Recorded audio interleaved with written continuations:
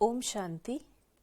आज हम अव्यक्त बाप दादा के 7 जनवरी 1985 को चले हुए मधुर महावाक्यों पर मनन और चिंतन करेंगे। मुरली का विषय है नए वर्ष का विशेष संकल्प। आज विधाता बाप अपने मास्टर विधाता बच्चों से मिलने आए हैं।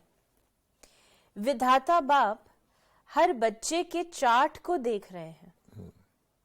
विधाता द्वारा मिले हुए खजानों में से कहां तक विधाता समान मास्टर विधाता बने हैं। ज्ञान के विधाता हैं, याद के शक्तियों के विधाता हैं, समय प्रमाण आवश्यकता प्रमाण हर शक्ति के विधाता हैं। विधाता का मतलब होता है किस्मत बनाने वाला, आम भाषा में किस्मत बनाने वाला। तो किस्मत बनाने वाले परमात्मा ने सब बच्चों को किस्मत के खजाने दिए कि तुम भी जा कर के दूसरों की किस्मत बनाओ, सब को खुश किस्मत बनाओ, क्योंकि अभी सभी अपने आप को उसका ऑपोजिट समझते हैं। तो बाबा कहते हैं 3 खजाने बाबा ने मेंशन किए हैं मुख्य। एक तो ज्ञान, तो ज्ञान बाबा ने कितना बच्चों को दिया, अथाह ज्ञान दिया है, जिसके लिए कहा जाता है सारे सागर को स्याही बना लो, सारी धरती को स्लेट बना लो, सारे पेड़ों को कलम बना लो, इतना ज्ञान दिया। तो फिर याद दूसरा सब्जेक्ट है हमारा। बाबा ने कहा लगातार निरंतर सहज योगी वर्षों तक बना करके दिन रात मन से, संकल्प से, बुद्धि से वो खजाना दिया। बाबा कहते हैं कि तो ज्ञान के इतने खजाना दिया जो मैंने मेंशन किया। दूसरा बाबा कहता है शक्ति। तो शक्तियों के खजाने हमारे कैसे जमा हुए? याद से। तो याद के द्वारा शक्तियों के खजाने जमा करके दूसरों को शक्तिशाली बनाने के विधाता हो। और तीसरा गुण कहा, तो दिव्य गुणों की धारणा हमारा तीसरा सब्जेक्ट है। तो ये तीनों सब्जेक्ट जमा करने के हैं और चौथा सब्जेक्ट सेवा बांटने का है। तो बाबा ने कहा तुम इन तीनों सब्जेक्ट के विधाता बन के, मास्टर विधाता बन के, जैसे मैंने आपकी किस्मत बनाई, आपका भाग्य बनाया, आप आगे वो कर रहे हो।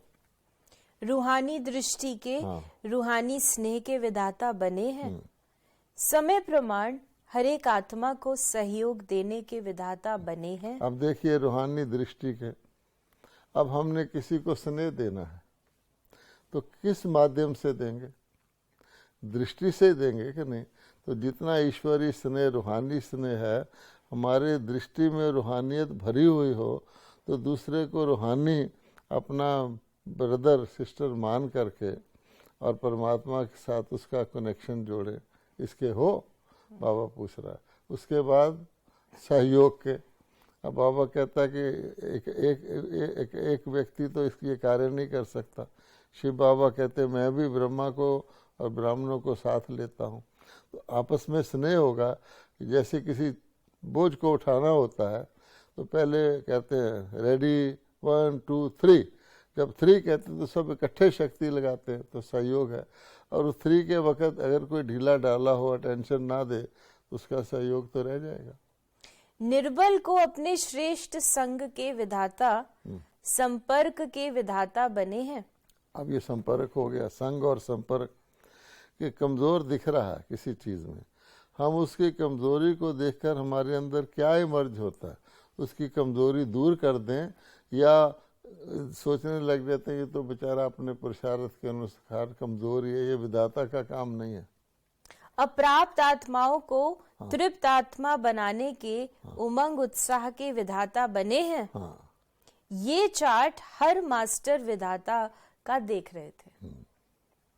विधाता अर्थात हर समय हर संकल्प द्वारा देने वाले।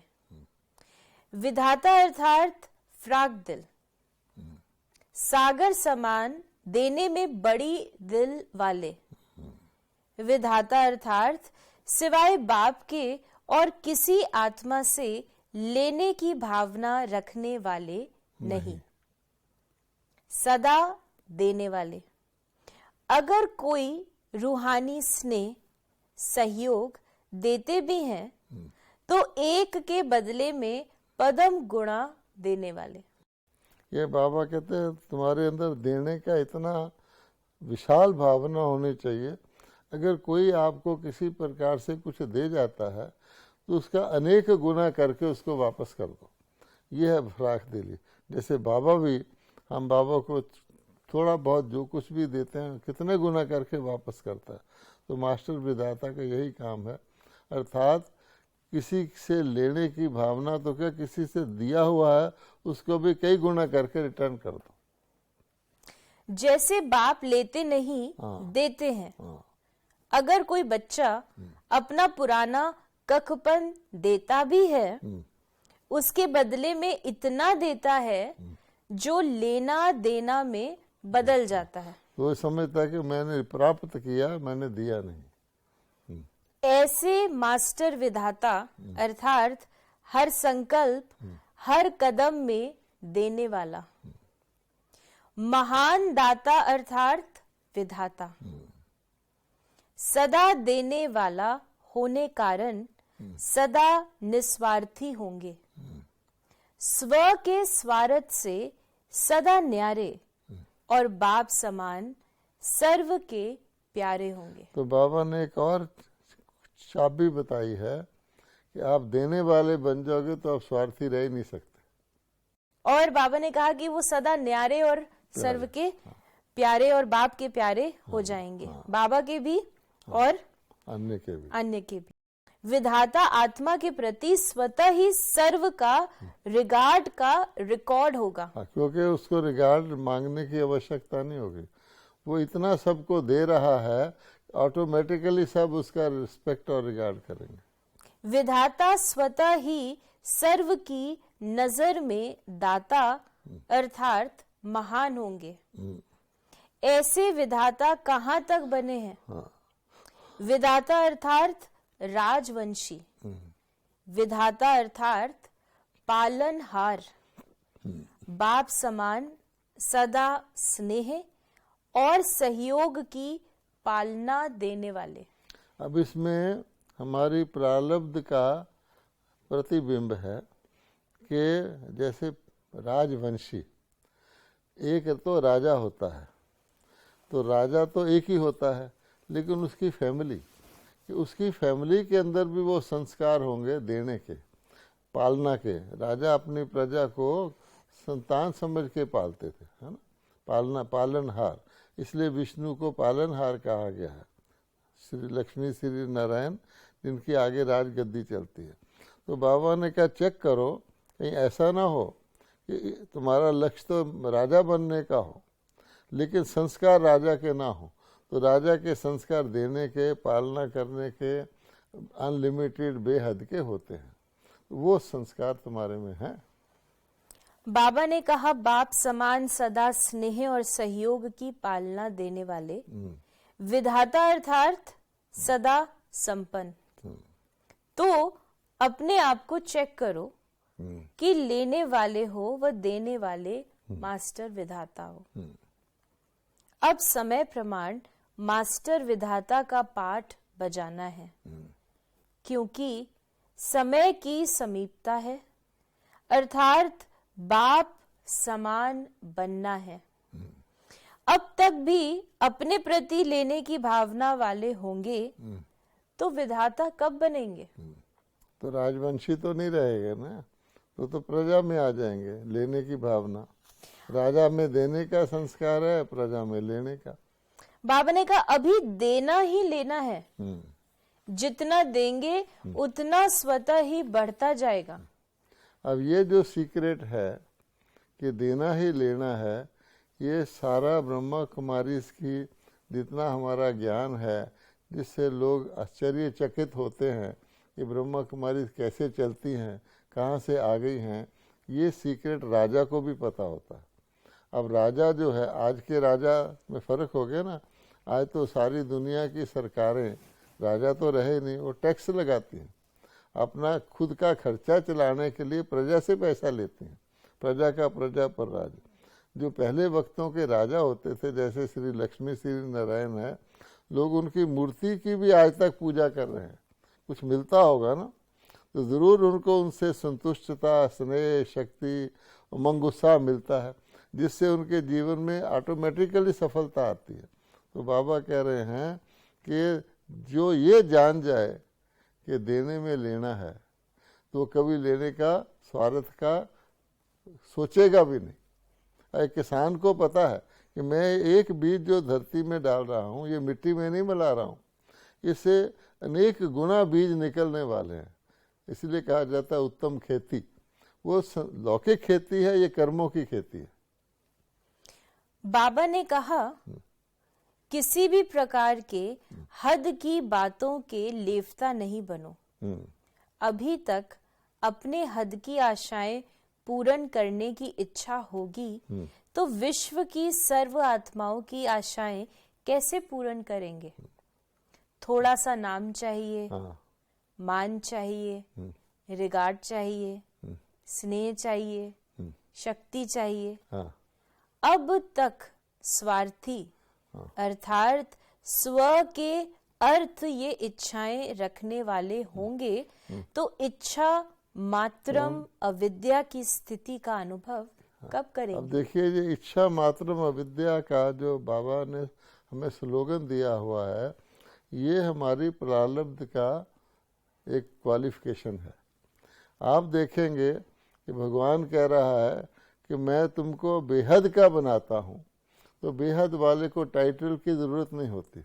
अब ब्रह्मा कुमारीज में कोई किसी से पूछता है ये दादी जी कौन है, ये सीनियर ब्रदर कौन है, तो सभी दादियों को डॉक्टरेट मिला हुआ दुनिया से, ऑनररी डॉक्टरेट मिले हुए, कई कई जगह से मिले हुए, लेकिन वो कहेंगे हमारी दादी हैं, बड़ी दादी हैं, सम्माननीय दादी हैं, सेवाधारी है ना। तो दुनिया के अंदर क्या होता है फिर, पहले तो अपना पद मांगते हैं, मैं इस संस्था का सेक्रेटरी बनाओ, मुझे ट्रेजरर बनाओ, मुझे कम से कम कमेटी का मेंबर बनाओ। तो बाबा कहते हैं जिसका लक्ष्य ही ये है वो बेहद का, विश्व का, राजवंशी का बनेगा क्या? तो शिव का तो कहते हैं तथास्तु, जो मांगेगा तुझे मिल गया, छुट्टी। इसलिए बाबा कहते हैं कि हद से हद में कभी नहीं आना चाहिए। बाबा ने कहा ये हद की इच्छाएं कभी भी अच्छा बनने नहीं देंगी।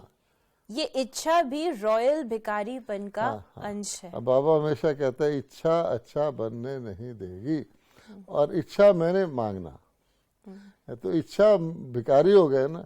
अगर भगवान से कुछ भी मांग लिया, रॉयल ढंग से मांग लिया, है तो भिखारी। बाबा कह रहे रॉयल भिखारी, क्योंकि बाबा ने बोला कि मान चाहिए, रिगार्ड चाहिए, स्नेह, और शक्ति को भी बाबा ने कहा शक्ति चाहिए।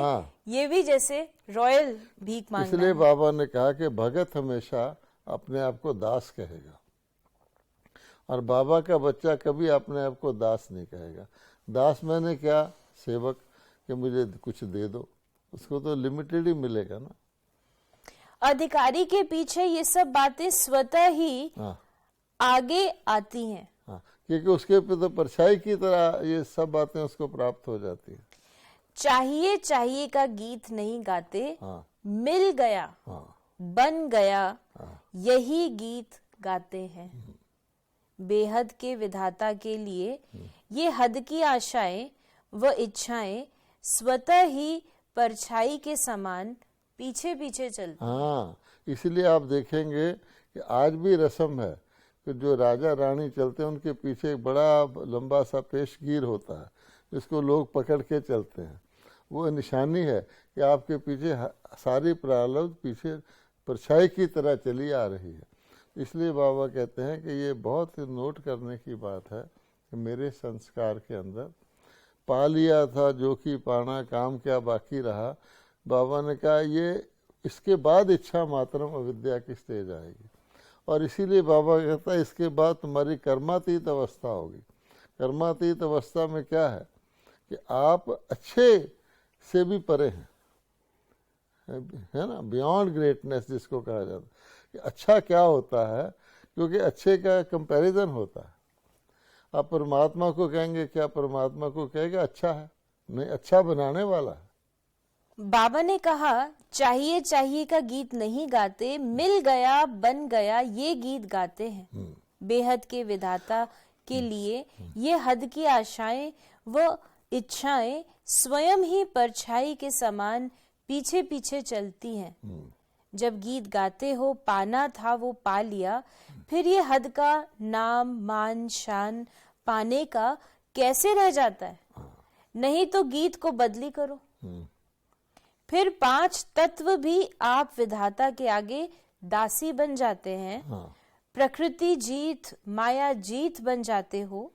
उसके आगे ये हद की इच्छाएं ऐसी हैं जैसे सूर्य के आगे दीपक। कहते हैं सूर्य को चिराग दिखाना, है ना, तो बाबा कहते हैं रोशनी में चिराग दिखाना। तो कहाँ सूर्य, अब सूर्य के आगे दीपक की क्या वैल्यू है? जब सूर्य बन गए तो इन दीपकों की क्या आवश्यकता है? चाहिए की तृप्ति का आधार है। जो चाहिए वो ज्यादा से ज्यादा देते जाओ। हाँ, ये बाबा ने एक और रिवर्स फार्मूला बताया कि आपको जो चाहिए उसको आप देना शुरू कर दो तो आपकी तृप्ति हो जाएगी। इसमें मेरा एक अनुभव है कि हमारे यज्ञ में प्रसाद टोली बढ़ती है। प्रोग्राम हर क्लास के बाद माउंट आबू में रोज़ ही टोली, जिसको हम कहते हैं, एक मिठाई का टुकड़ा बढ़ता है। तो मैं यज्ञ में बहुत स्नेही था, तो सब कहते थे इसको डबल टोली देनी है, और मैं बड़ा खुश होता था कि मुझे डबल टोली मिलती है, मैं लाडला हूँ। फिर मैंने देखा कि जो दादियाँ हैं, जहाँ ये टोली बांटते हैं, उनको टोली दो वो तो खाते ही नहीं। जैसे किसी हलवाई को आप उसकी मिठाई दो वो खाता ही नहीं, किसी फल वाले को आप फल दो वो कहेगा मेरे पास तो बहुत है। तो एक दिन मुझे ऐसा मौका मिला कि दादी प्रकाश मणि जी ने विदेश जाना था और मुझे टोली बांटने का, उनके साथ साथ चल के थाली से टोली देने का मौका मिल गया। तो मैंने देखा उस दिन कि जब मैं टोली दादी दे रही हैं, मैं खाली थाली लेके चल रहा हूँ, उसके बाद से मेरी टोली लेने की इच्छा ही खत्म हो गई कि देने में ही इतनी खुशी हुई कि जैसे मैंने पा ली है। तो जो देना ही लेना है, ये वाकई एक फार्मूला है। जिस चीज़ की इच्छा हो उसको देना शुरू कर दोगे, आपकी इच्छा खत्म हो जाएगी। मान दो, हाँ, लो नहीं। हाँ, रिगार्ड दो, रिगार्ड लो नहीं। नाम चाहिए तो बाप के नाम का दान दो। हाँ, तो आपका नाम स्वतः ही हो जाएगा। हाँ, देना ही लेने का आधार है। जैसे भक्ति मार्ग में भी ये रस्म चली आई है, कोई भी चीज की कमी होगी तो प्राप्ति के लिए उसी चीज का दान कराते हैं। हाँ, कराते हैं कि नहीं? तो वो दान, तो वो देना लेना हो जाएगा। हाँ, ऐसे आप भी दाता के बच्चे, देने वाले देवता बनने वाले हो। आप सबकी महिमा देने वाले देवता, शांति देवा, संपत्ति देवा कहा करते हैं, लेवा कहकर महिमा नहीं करते। तो आज ये चार्ट देख रहे थे, देवता बनने वाले कितने हैं और लेवता कितने हैं। आज की दुनिया में आप देखो, हर व्यक्ति अपने को चेक करे कि वो देवता है या लेवता है। तो बाबा ने कहा लौकिक आशाएं, इच्छाएं तो समाप्त हो गई। अब अलौकिक जीवन की बेहद की इच्छाएं समझते हैं कि ये तो ज्ञान की है ना। हाँ, ये तो होनी चाहिए ना। लेकिन कोई भी हद की चाहना, लेकिन कोई भी हद की चाहना वाला माया का सामना नहीं कर सकता। मांगने से मिलने वाली ये चीज ही नहीं है। हाँ, कोई को कहो मुझे रिगार्ड दो, हाँ, या रिगार्ड दिलाओ, हाँ, मांगने से मिले ये रास्ता ही रॉन्ग है। हाँ, तो मंजिल कहाँ से मिलेगी? इसलिए मास्टर विधाता बनो तो स्वतः ही सब आपको देने आएंगे। शान मांगने वाले परेशान होते हैं, इसलिए मास्टर विधाता की शान में रहो। मेरा मेरा नहीं करो, सब तेरा तेरा। आप तेरा करेंगे तो सब कहेंगे तेरा तेरा। मेरा मेरा कहने से जो आता है वो भी गंवा देंगे, क्योंकि जहां संतुष्टता नहीं वहां प्राप्ति भी अप्राप्ति के समान है। अब देखिए ये कितना अच्छा बाबा ने हमें समझ दी है। अगर संतुष्टता नहीं है तो प्राप्ति है वो भी अप्राप्ति हो जाएगी, क्योंकि आप उसको यूज ही नहीं करेंगे, आप तो लगे हुए हैं और प्राप्ति करने के लिए। है? तो एक कहानी सुनाते हैं ना कि किसी को कहा गया कि यहाँ से दौड़ो और जितनी ज़मीन नाप लोगे दौड़ करके शाम को सनसेट से पहले वापस तुम्हारी है। अब वो पहुँच गया, आधा टाइम हो गया, अब उसको वापस आना चाहिए था, लेकिन लोभ के कारण वो और आगे बढ़ता गया, वापस आ ही नहीं सका। इसलिए बाबा कहते हैं असंतुष्ट, यानी कंटेंटमेंट जो है, कहा जाता है a contented beggar is like a king and a greedy king is like a बेगर।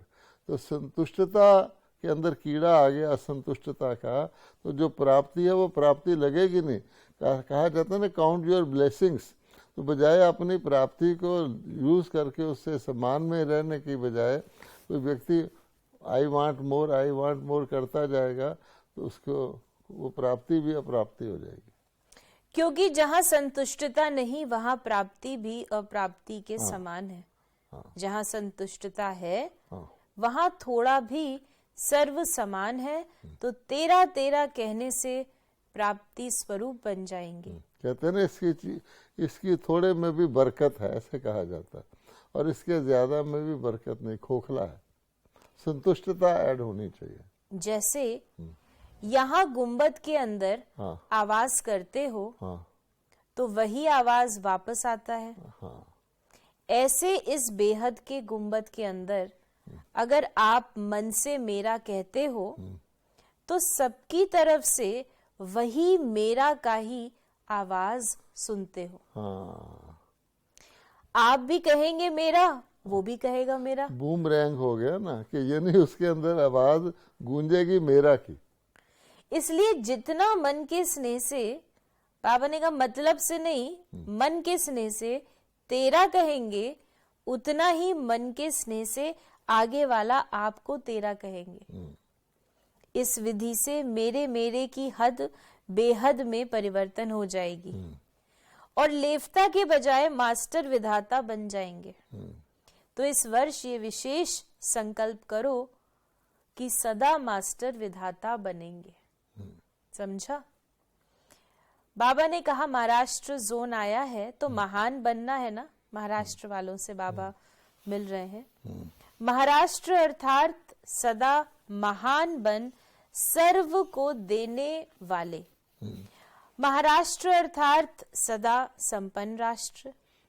देश संपन्न हो न हो, आप महान आत्माएं तो संपन्न हो।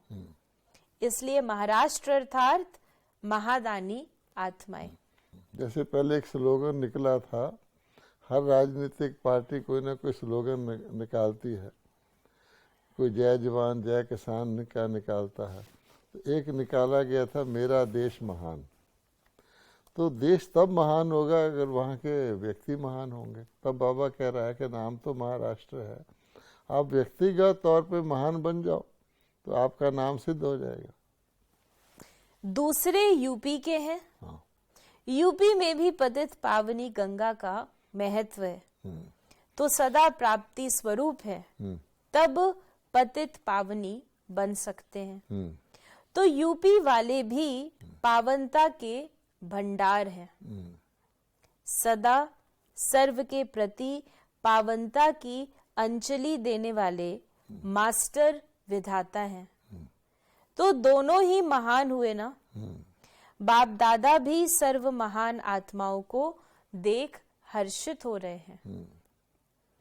फिर बाबा डबल विदेशी भी बाबा के सामने है। क्योंकि आत्माएं जो हैं परमात्मा तो बन नहीं सकती, लेकिन महान आत्मा तो बन सकती हैं। डबल विदेशी तो है ही डबल नशे में रहने वाले। हाँ, एक याद का नशा, दूसरा सेवा का नशा। मेजॉरिटी इस डबल नशे में सदा रहने वाले हैं।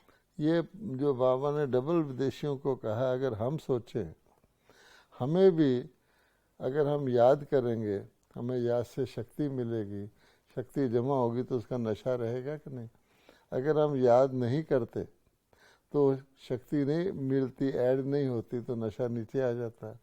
सेवा का तो कर सेवा खा मेवा, तुरंत खुशी होती है। तो अगर हम सेवा भी जितनी हो सकती है उतनी नहीं करेंगे तो नुकसान हमारा ही है ना।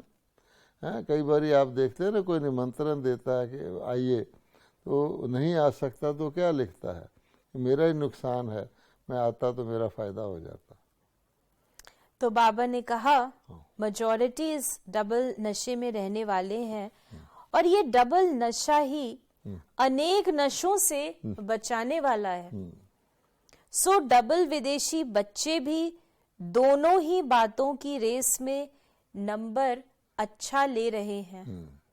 बाबा और सेवा के गीत स्वप्न में भी गाते रहते हैं। तो तीनों नदियों का संगम है। गंगा, जमुना, सरस्वती, तीनों हो गए ना। सच्चा अल्लाह का आबाद किया हुआ स्थान तो यही मधुबन है ना। अब देखिए कि गंगा और जमुना का संगम इलाहाबाद में होता है, तो उसका नाम है इलाहाबाद।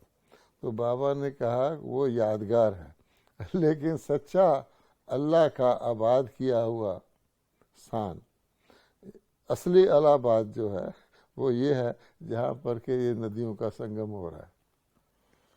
इसी अल्लाह के आबाद किए हुए स्थान पर तीनों नदियों का संगम है।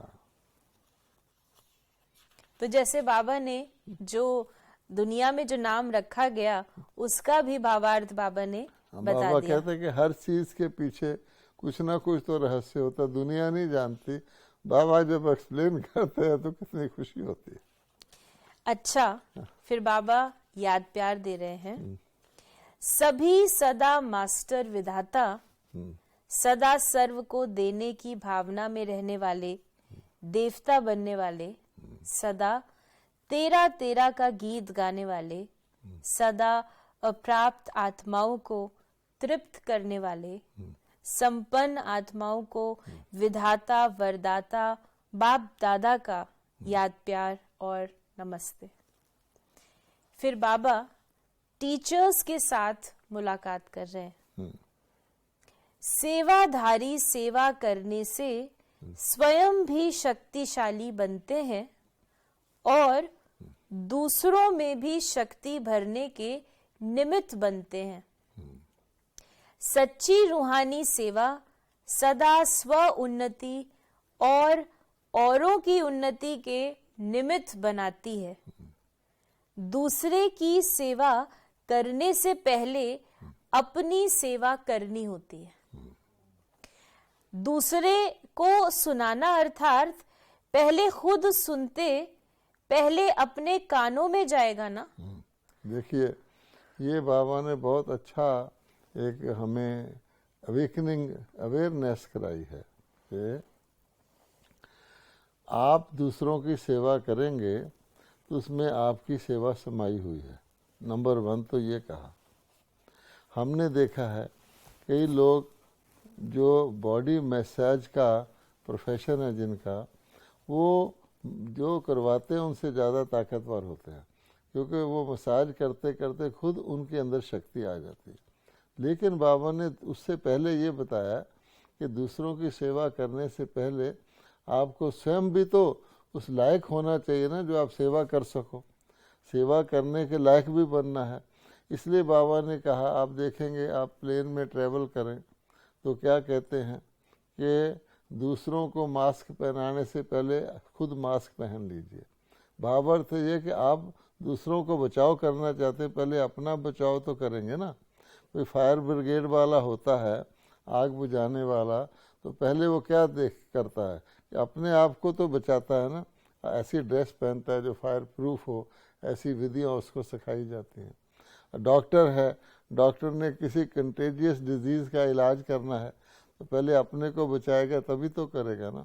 इसलिए बाबा ने कहा है कि सेवा से पहले संपन्नता चाहिए, वरना क्या होता है हमारे में संपन्नता नहीं है तो सेवा की खुशी तो होती है, लेकिन संपन्नता ना होने के कारण आखिर सेवा थकावट पैदा कर देती है या सेवा किसी प्रकार का फ्रिक्शन पैदा कर देती है, सहयोग में कमी डाल देती है, ये सारी बातें आती हैं।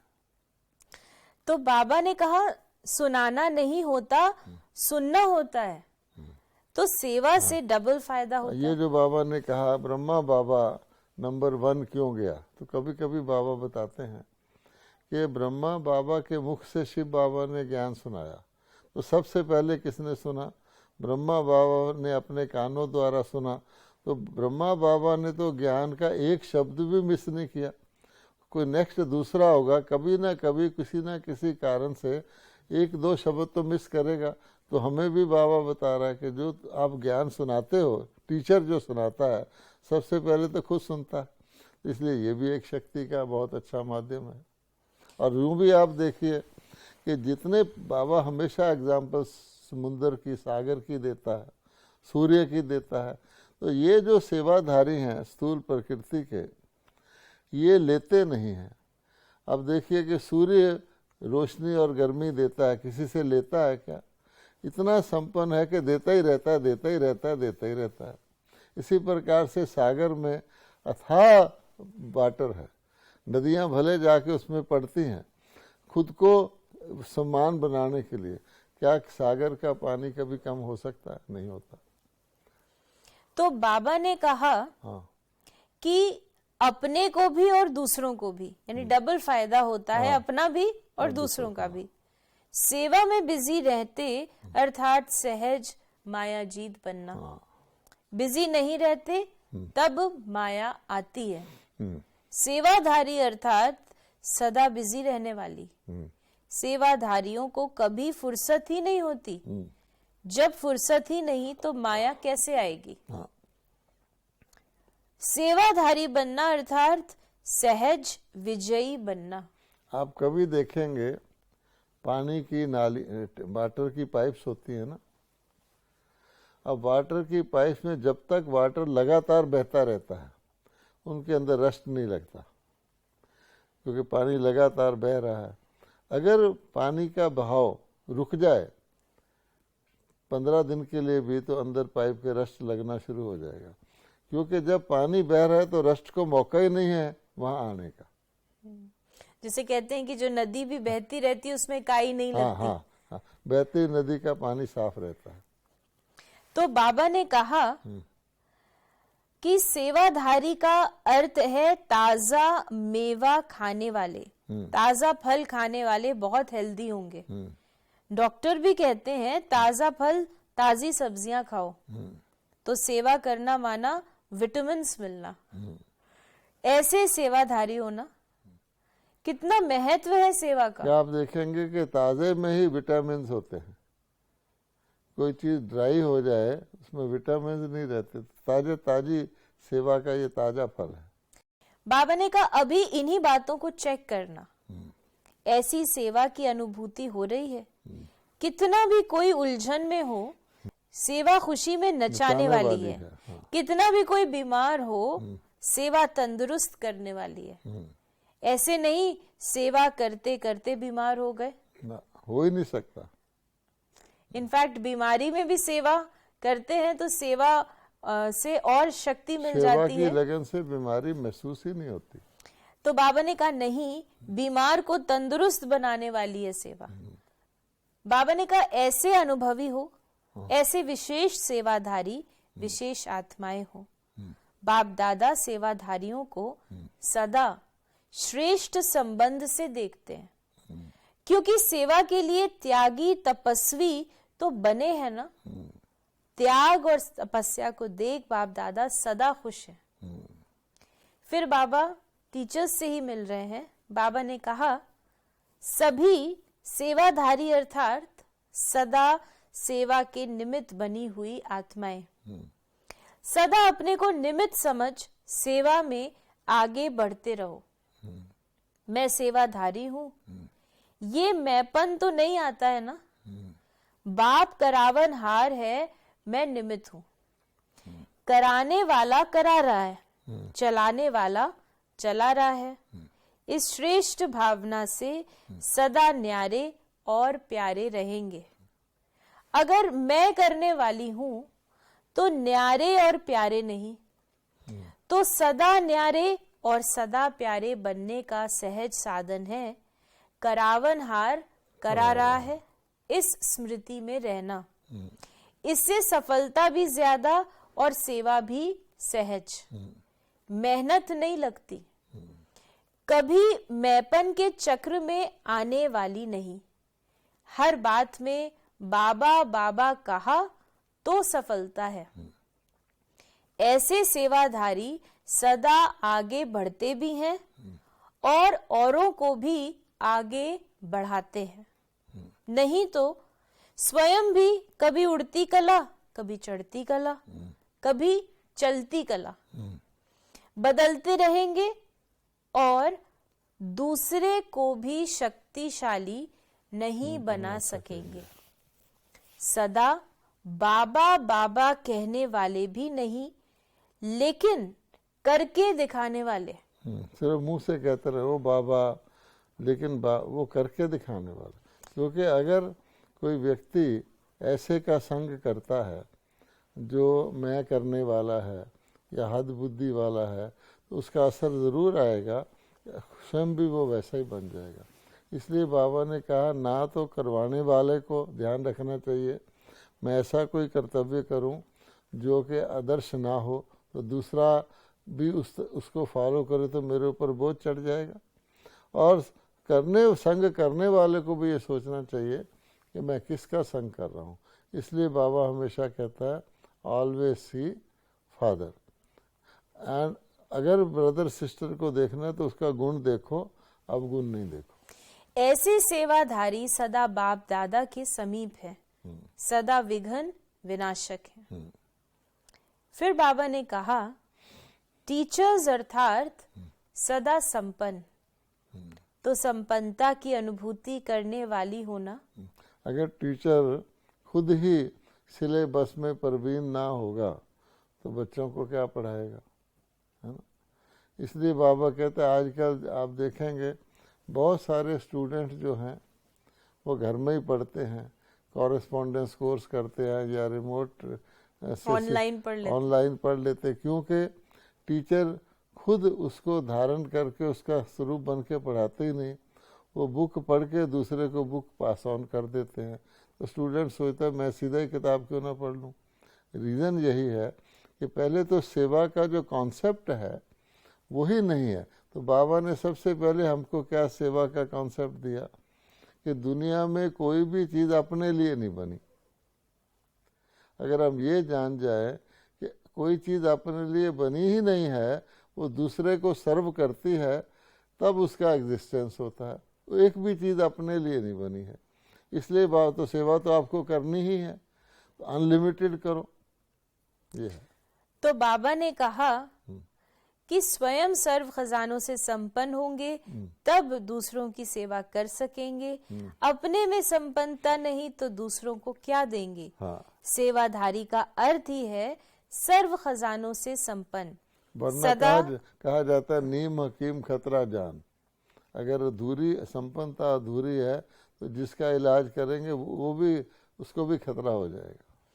सदा भरपूरता का नशा और खुशी, कोई एक भी खजाने की कमी नहीं। शक्ति है गुण नहीं, गुण है शक्ति नहीं, ऐसे नहीं, सर्व खजानों से संपन्न। जिस शक्ति का जिस समय आह्वान करें शक्ति स्वरूप बन जाए, इसको कहा जाता है संपन्नता। ऐसे हो जो याद और सेवा के बैलेंस में रहता है, कभी याद ज्यादा हो, कभी सेवा ज्यादा हो, नहीं, दोनों समान हो, बैलेंस में रहने वाले हो, वही संपन्नता के ब्लेसिंग के अधिकारी होते हैं। ऐसे सेवाधारी हो या लक्ष्य रखती हो, सर्व खजानों में संपन्न, एक भी गुण कम हुआ तो संपन्न नहीं। अब जैसे मान लीजिए आपने गर्मियों के मौसम में कोई ठंडी चीज़, मीठी चीज़ पीनी है। अच्छा, आपने उसको ठंडा तो प्रॉपरली कर लिया, मीठा उसमें ज़्यादा पड़ गया, अच्छी लगेगी? या मीठा कम पड़ गया, अच्छी लगेगी? या मीठा तो पूरा डाल दिया लेकिन ठंडी पूरी नहीं की, अच्छी लगेगी?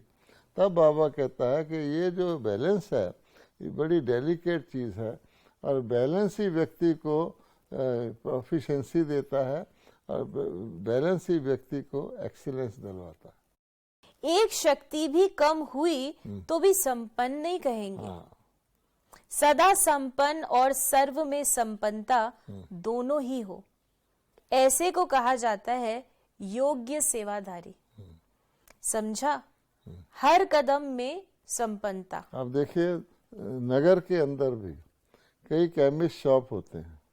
आपको कोई चीज़ चाहिए, आजकल तो आई ड्रॉप भी 100 तरह के निकले हो, कोई भी चीज़ चाहिए, आप अपने एरिया के केमिस्ट शॉप को कहेगा मेरे पास ये तो नहीं है, क्योंकि वो समझता है ये तो कम बिकती है, मैं काहे को रखूं। 6 जगह जाएंगे, वो कहेंगे हमारे पास तो ये है नहीं।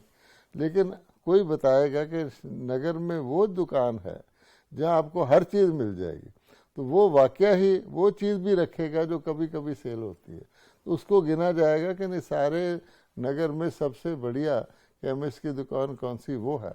दिन में जाओ, रात में जाओ, जो चीज़ चाहिए वो मिलेगी। इसको कहते हैं संपन्नता। यानी हमेशा हर वैरायटी का हर स्टॉक मौजूद हो। तो बाबा ने कहा हर कदम में संपन्नता, ऐसे अनुभवी आत्मा अनुभव की अथॉरिटी है, सदा बाप के साथ का अनुभव हो।